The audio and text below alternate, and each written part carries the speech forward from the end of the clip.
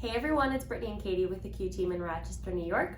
We're gonna talk today and we're gonna address a little bit about the rising interest rates that we've heard of the past few weeks, and also compare that a little bit to what the rental market looks like. And if you're in that in between thinking, okay, do I wanna wait to buy a house and just keep renting because of the interest rates? We want to explain what that looks like for you. Yes. So we like to look at the housing, basically what your kind of budget and your housing affordability and all of that looks like, and kind of compare the risks and the stability of that. So when you are renting, your rent is determined by the rental market and your landlord.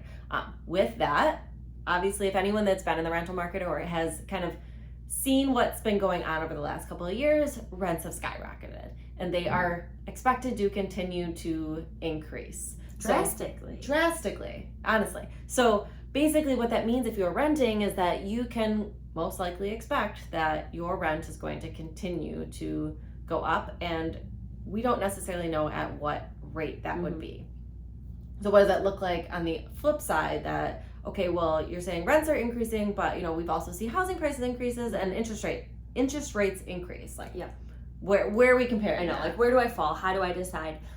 So yes, the home prices have continued to go up, and interest rates are going up. What that looks like when you find a house, after you enter contract and you apply for your mortgage, you're going to lock in your interest rate. Yes. The bank is going to tell you this is what your monthly payment is, and that will not change. If interest rates go down in the future, you always have the option to refinance for a lower rate to hopefully lower your payment. But once you lock into an interest rate, your payment isn't going to change. So the stability factor of buying even at these higher interest rates means that you can budget and know what your monthly housing payment will be until you decide to make a move. Whereas if you're renting, you're going to lock in for a year lease, usually a year lease, at whatever the lease amount is determined by your landlord. And then once that comes time to renew, there's a good possibility that the rent will go up. I just had somebody tell me that her rent was going up like $210 a month at her renewal. I just had a buyer. It was $400 a month is what the increase was. It's so much. It's crazy. So, I mean, there are ways to be able to help. We could potentially buy down our interest rates. There are different grant options to lower closing costs, to be able to help you with. There are all sorts of ways.